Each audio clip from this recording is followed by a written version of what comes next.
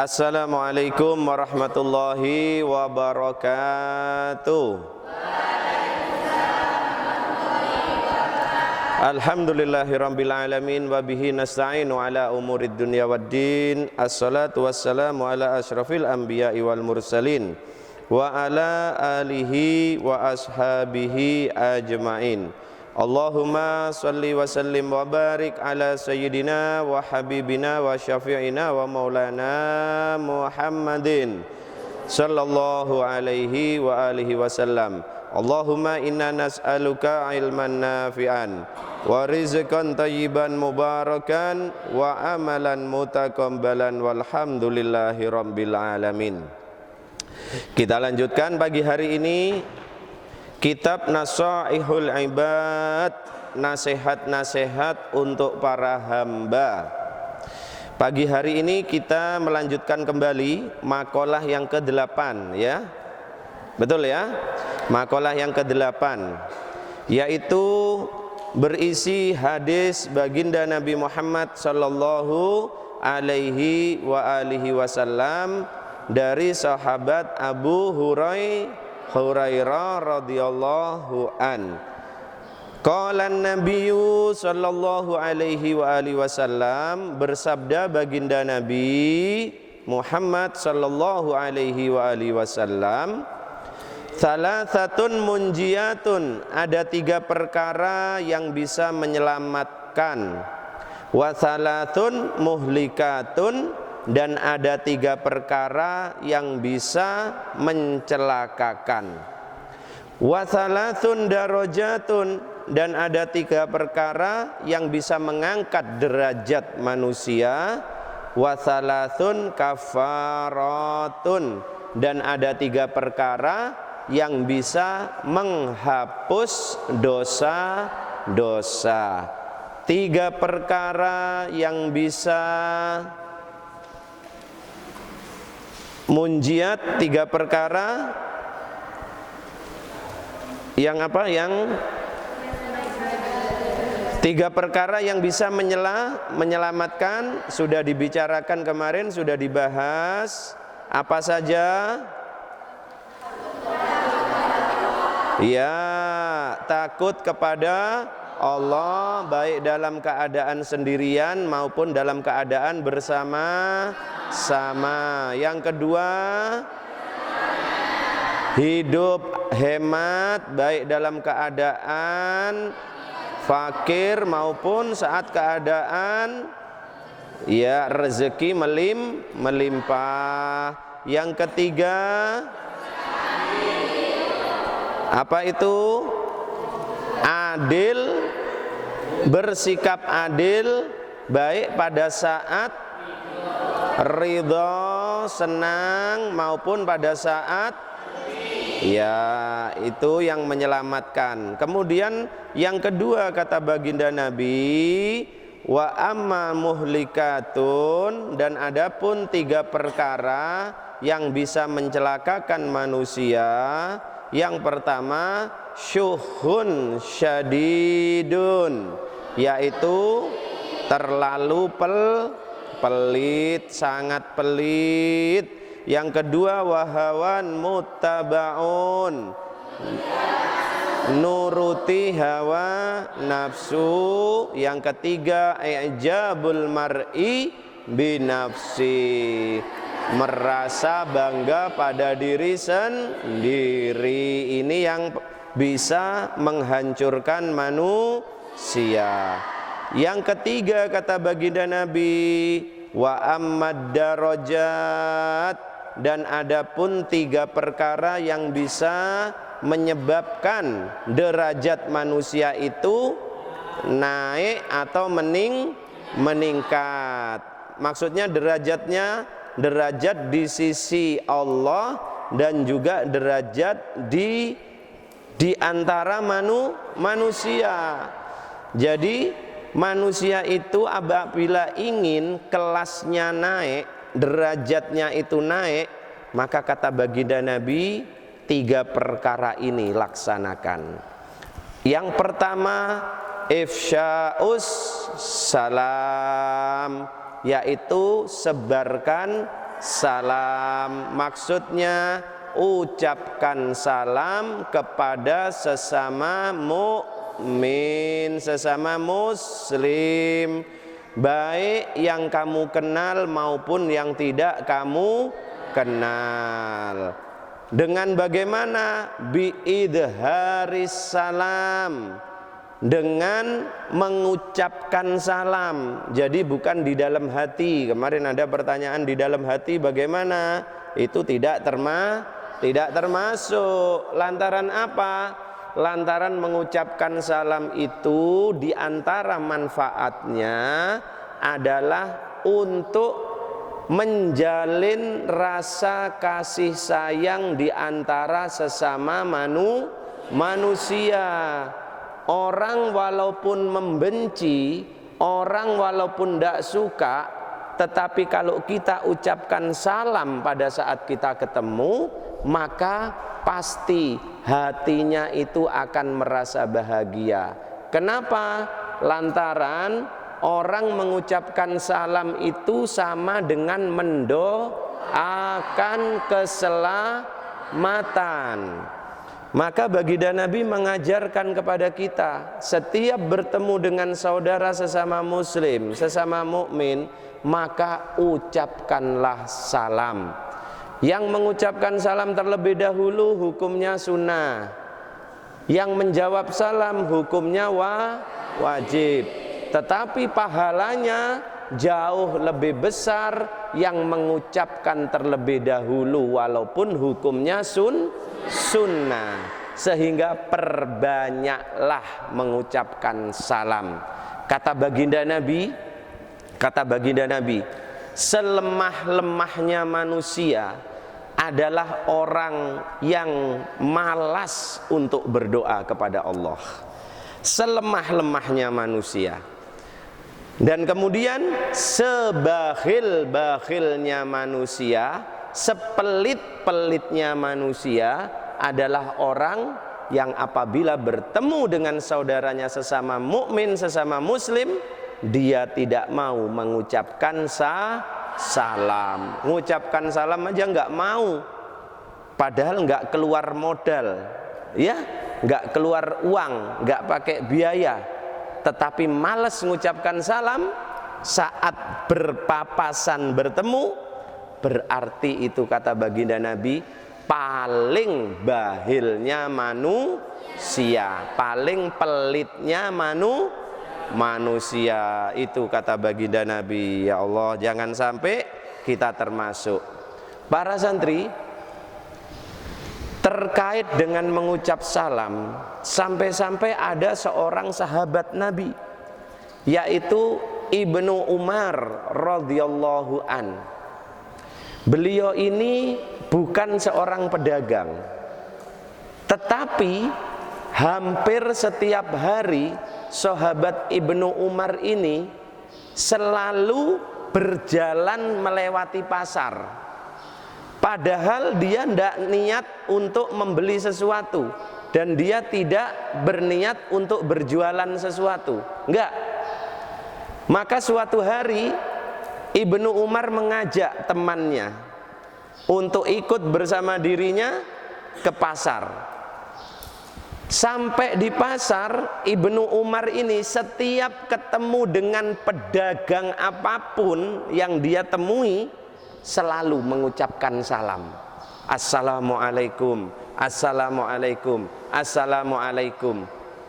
Oleh kawannya dikira Ibnu Umar ini ke pasar akan membeli sesuatu. Ternyata enggak, cuma lewat saja. Setelah itu pulang balik ke rumah. Maka kata temannya, "Hei Ibnu Umar, engkau tadi ke pasar, tapi kamu tidak membeli sesuatu. Kamu cuma setiap ketemu orang ngucap salam, ngucap salam, ngucap salam. Apa tujuannya?" Maka kata sahabat Ibnu Umar, "Tahukah dirimu begitu besarnya pahala orang yang mau mengucapkan salam kepada saudaranya?" Ibnu Umar sampai seperti itu. Nah, kita harus mulai membiasakan bertemu dengan saudara sesama muslim, jangan hanya say hello. Katanya orang Inggris itu kan, say hello, hello. Nah itu orang sana, itu orang sana, bukan orang sini. Kalau kita assalamu alaikum, ya, paham ya? Baik, itu salah satu dari 3 perkara yang bisa mengangkat derajat manusia. Karena setiap manusia yang mau mengucapkan salam kepada sahabatnya sesama orang beriman, maka yang menjawab salamnya itu bukan hanya orang yang kita ucapkan salam, tetapi yang menjawab salam kita, yang menjawab waalaikumsalam, itu bukan hanya manusia, tetapi termasuk malaikat ikut mengucapkan salam juga. Bangsa jin juga ikut menjawab salam kita. Bahkan semua makhluk Allah yang ada di muka bumi, semua mereka akan menjawab salam kita. Artinya, satu kali kita mengucapkan salam kepada sahabat kita, maka para malaikat, bangsa jin, dan semua makhluk Allah di muka bumi semuanya mendoakan keselamatan untuk diri kita. Begitu menariknya. Makanya jangan malas ucapkan salam. Saya tidak kenal sama orang itu Habib, tidak masalah. Yang penting orang itu orang Islam. Assalamualaikum. Paham? Paham Tom? Oh, saya tidak suka sama orang itu Habib, orang itu pernah menyakiti saya. Tidak peduli.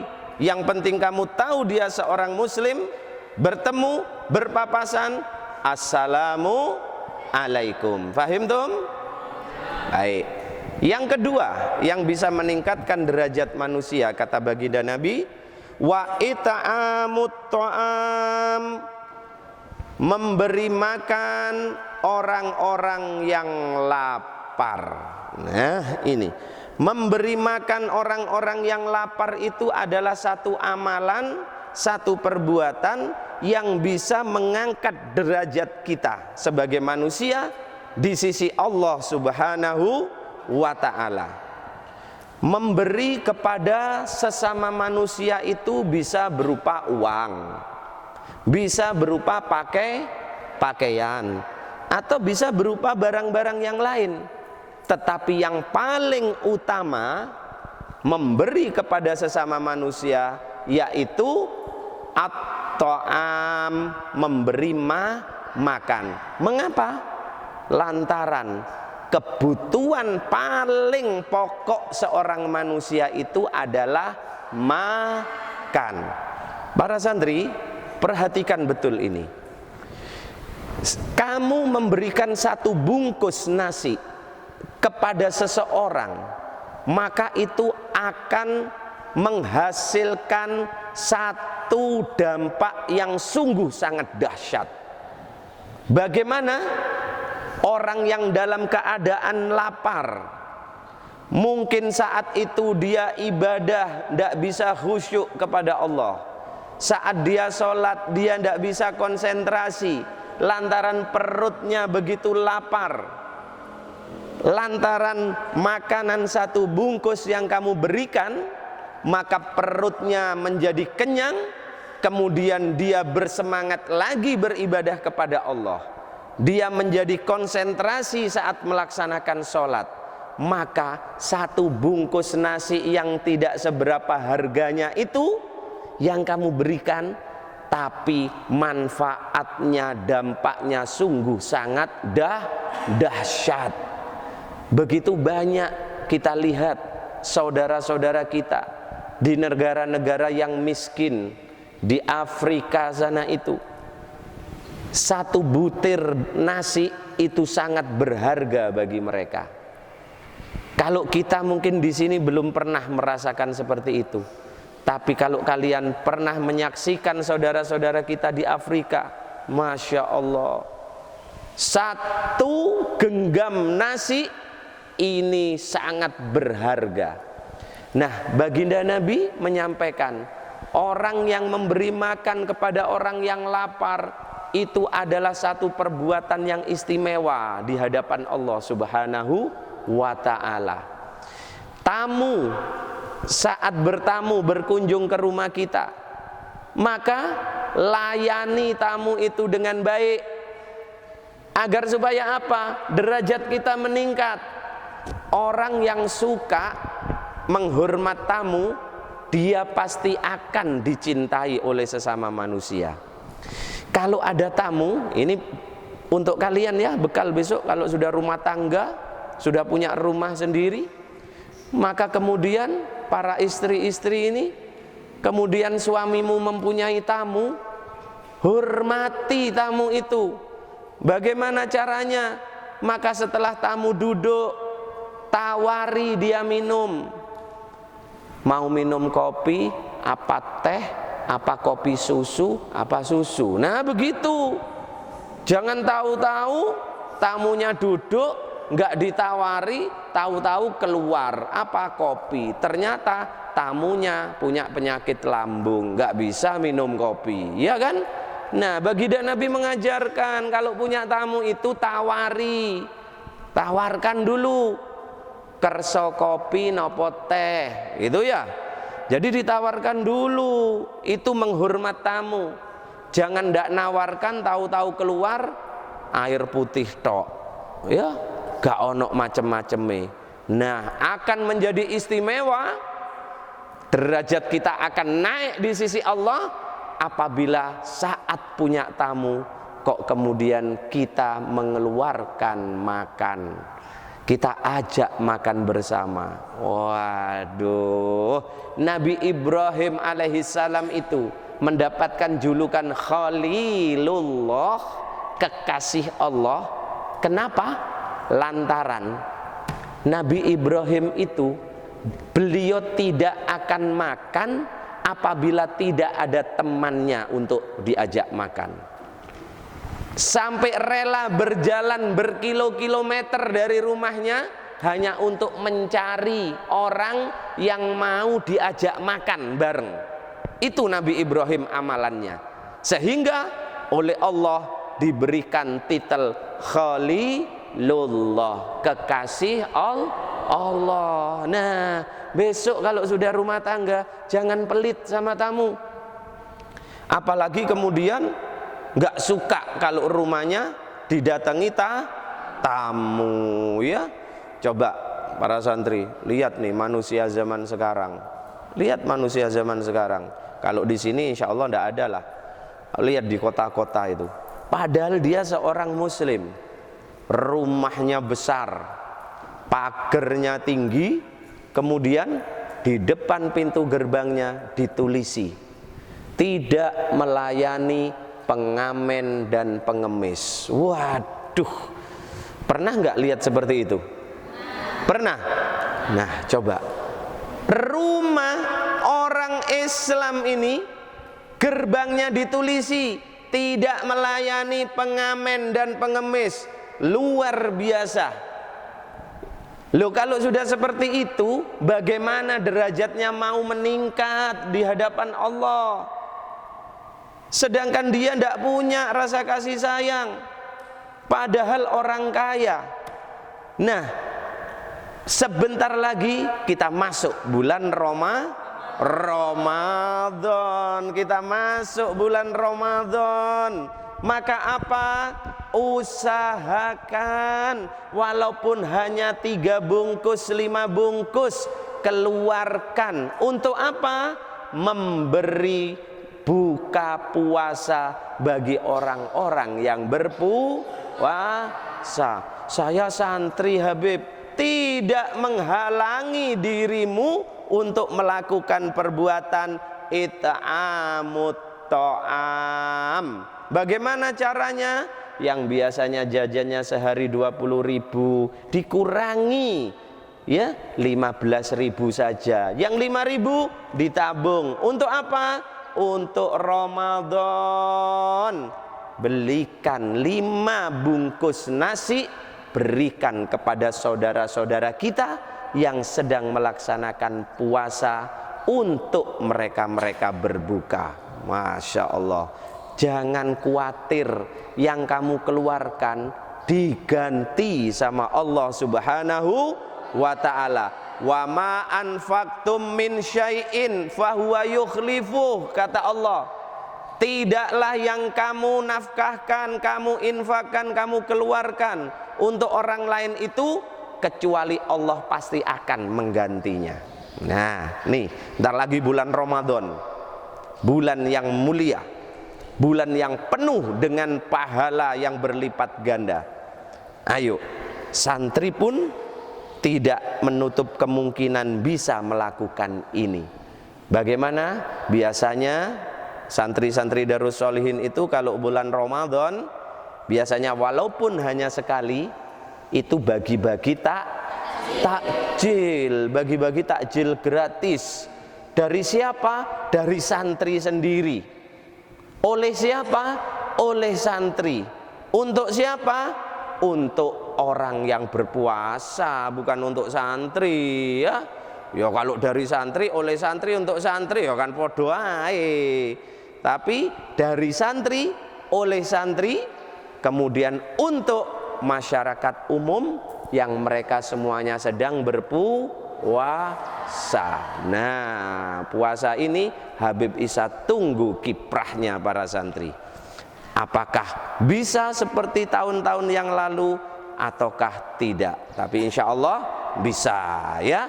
It'amut to'am, meningkatkan derajat manusia. Yang ketiga yang meningkatkan derajat manusia, wassolatu billaili wan nasu niyam, yaitu melaksanakan sholat di malam hari sedangkan manusia sedang terlelap dalam tidurnya. Sholat apakah itu? Qiyamul lail, sholat tahajud. Sholat tahajud adalah amalan ibadah orang-orang yang dicinta oleh Allah.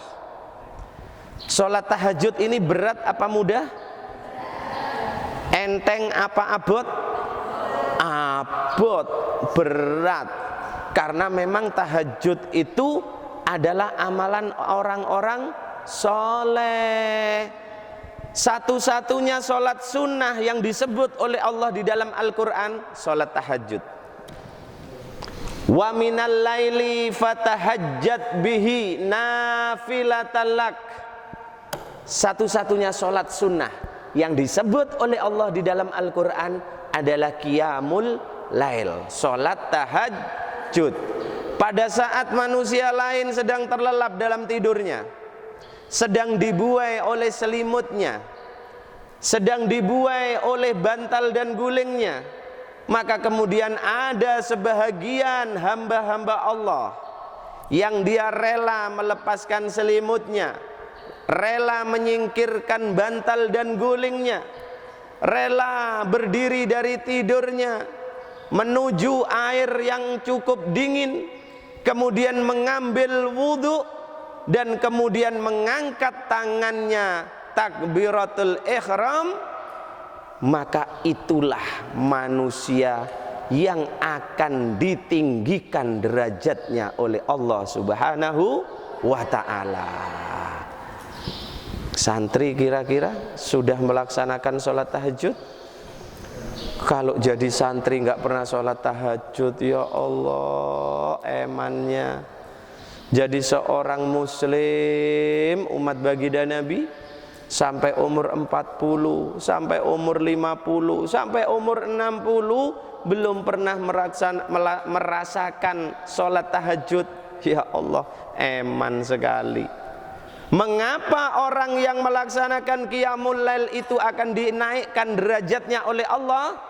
Karena pada saat itu orang tadi rela mengorbankan kenikmatan tidurnya. Demi apa? Demi dia bisa berdua-duaan dengan Allah saja, menikmati waktu-waktu dia berdua dengan Allah. Itulah yang menyebabkan orang yang suka melaksanakan qiyamul lail, sholat tahajud, akan ditinggikan derajatnya oleh Allah.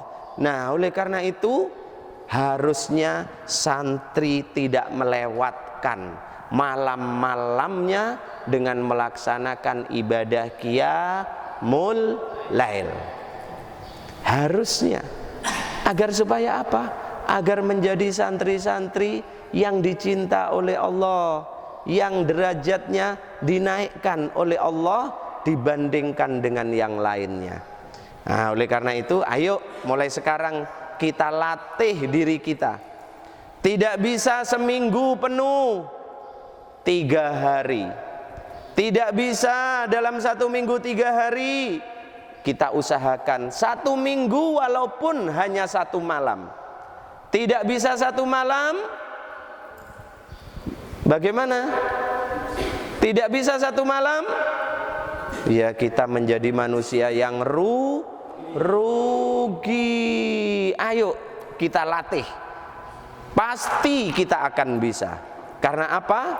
Karena ibadah qiyamul lail mempunyai nilai yang sangat tinggi di sisi Allah Subhanahu wa ta'ala. Itulah 3 perkara yang bisa mengangkat derajat manusia, baik di sisi Allah maupun di hadapan manusia yang lainnya. Yang terakhir kata baginda Nabi, wa ammal kafarat, dan adapun 3 perkara yang bisa menghapus dosa. Wah, ini penting ini. Yang pertama yaitu fa isbagul wudu'i fis sabarat, menyempurnakan wudu walaupun dalam keadaan dingin, keadaan yang tidak disenangi. Menyempurnakan wudu pada saat air sedang dingin-dinginnya. Tapi kalau di sini enggak ya. Pernah kita merasakan menyentuh air itu seperti air es? Enggak. Tapi kalau di Saudi Arabia, di Mekah Madinah, kalau di bulan-bulan Desember, bulan Januari akan merasakan kita menyentuh air itu seperti menyentuh air es untuk wudhu. Wah, itu betul-betul terasa. Tapi kalau di Puger, di Indonesia wabil khusus, kecuali di daerah-daerah yang dataran tinggi, nah itu akan merasakan. Tapi kalau di daerah kita, insya Allah enggak. Isbagul wudhu pada saat air sedang dingin-dinginnya. Bagaimana isbagul wudhu? Sekarang wudhu dulu. Wudhu adalah salah satu ibadah yang hanya dimiliki oleh umat baginda Nabi Muhammad Sallallahu alaihi wasallam. Umat-umat Nabi yang lain tidak mempunyai amalan wudhu. Wudhu bagi umat bagi Nabi Muhammad mempunyai 2 fungsi. Yang pertama, wudhu itu berfungsi untuk mensucikan hadas, mensucikan najis. Yang kedua, wudhu itu untuk membersihkan kotoran yang ada pada badan. Ya. Nah, yang ketiga, wudhu itu juga berfungsi menghapus atau menggugurkan dosa-dosa. Nah, para santri dan para pendengar di rumah, ini penting. Habib Isa sampaikan, Habib Isa tekankan di sini. Salah satu manfaat wudhu adalah kafarat, menghapus dosa. Maka orang yang berwudhu akan bisa mendapatkan penghapusan dosa apabila melaksanakan wudhu dengan sempurna. Apanya? Rukunnya wudhu diperhatikan. Tata caranya wudhu harus yang benar. Dan yang kedua, ini perhatikan, baginda Nabi menyampaikan dalam satu hadis beliau, man tawaddo'a, barang siapa yang berwudhu, fa ahsanal wudhu'a, lalu dia memperbagus wudhunya, kharajat khotoyahu maka keluarlah dosa-dosanya hatta takhruja min tahti adfarih, sampai keluar dari bawah kuku-kukunya. Wudunya dia bagus. Bagus itu maksudnya wudunya sesuai dengan tuntunan, rukun dan syaratnya. Kemudian akan keluar dosa-dosa dari dirinya. Yang dimaksud dosa-dosa kecil, bukan dosa-dosa besar. Dosa-dosa kecilnya akan keluar semua, kata baginda Nabi, sampai keluar dari bawah kuku-kukunya. Maksudnya orang yang berwudu, wudunya bagus, maka saat itu dosa-dosa kecilnya akan habis, keluar semua. Oleh karena itu, jangan pernah mengeringkan air wudhu yang ada di badanmu. Kalau kalian sudah selesai berwudhu, jangan pernah kalian anduk, diusap dengan anduk. Jangan. Karena apa? Kamu tidak mendapatkan keistimewaan wudhu yang bisa menggugurkan semua dosa-dosa kecil yang ada pada dirimu. Biarkan air wudhu itu mengering dengan sendirinya di badanmu. Jangan sampai selesai wudhu, wajah kita kemudian kita usapi. Lihat Habib Isa, biasanya orang berwudhu itu begini. Habib Isa banyak melihat, setelah berwudhu selesai, nih lihat nih, maka kemudian wajahnya diusap gini. Iya enggak? Ini orang yang enggak ngerti. Santri yang sudah belajar jangan sampai melakukan itu. Bahkan tangannya diginikan. Lantaran apa? Bajunya takut basah. Itu orang yang tidak ngerti.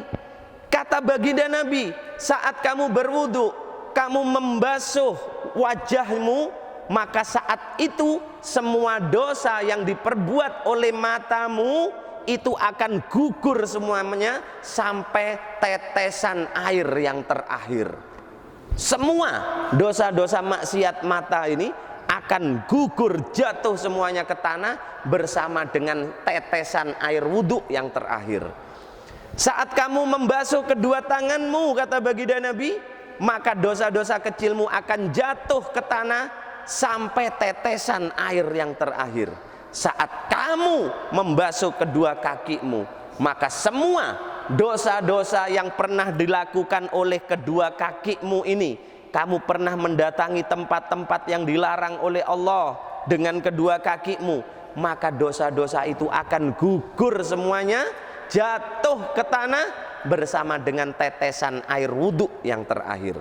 Jadi kalau orang wudhu, selesai wudhu kok diusapi, dihanduki, rugi, tidak mendapatkan fadilah wudhu yang bisa menggugurkan dosa-dosa.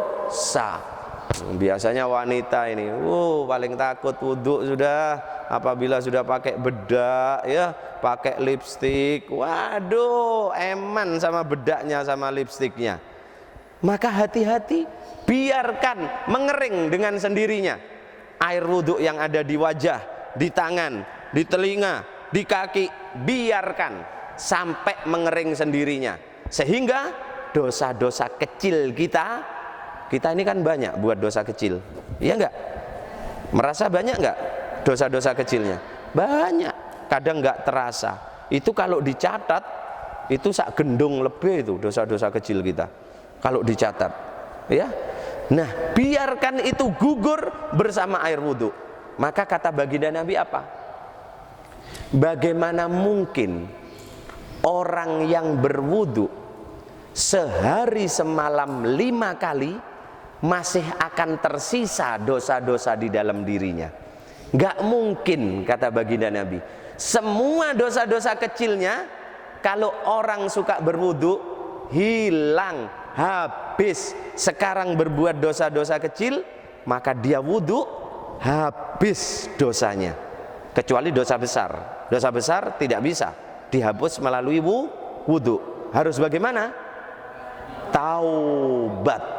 Harus dengan bertaubat.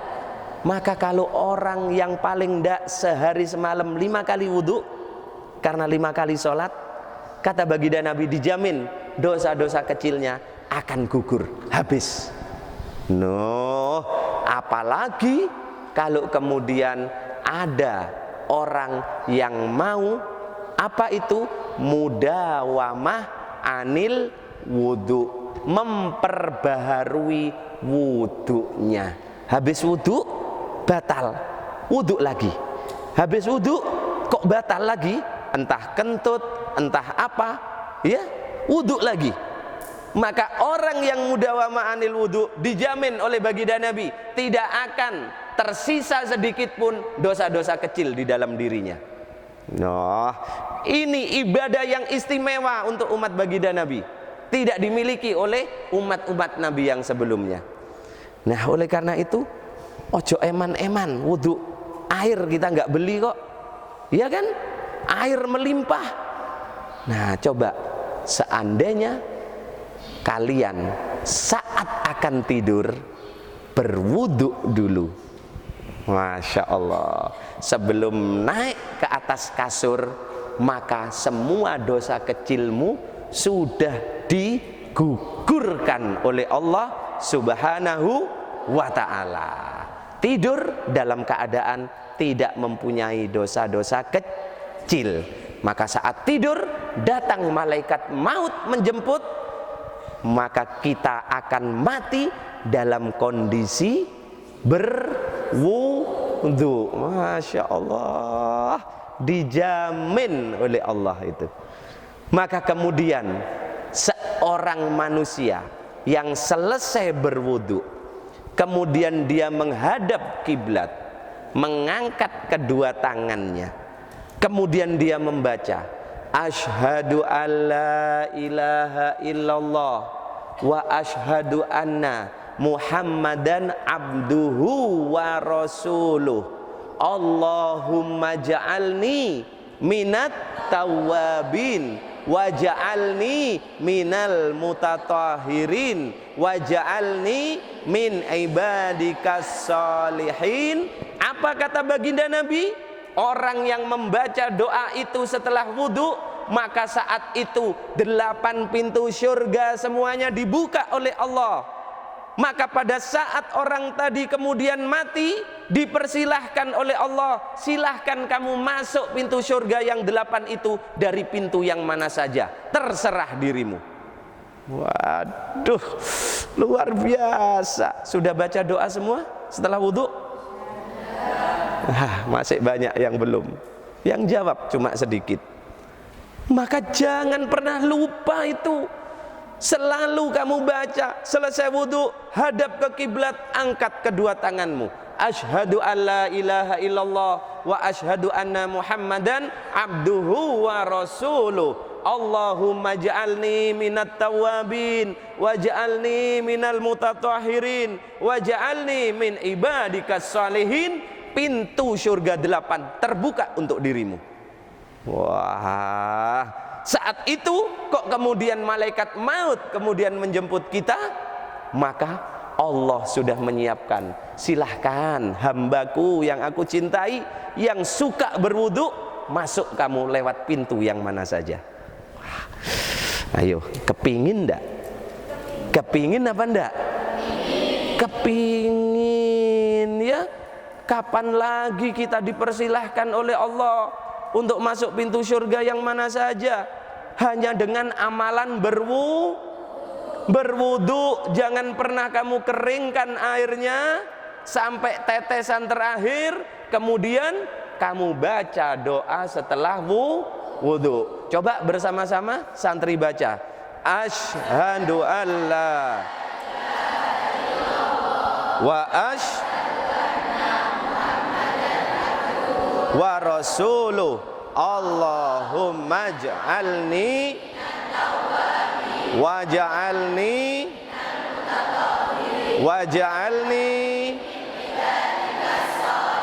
Alhamdulillah, amalkan, jangan pernah kalian tinggalkan. Mudah-mudahan manfaat.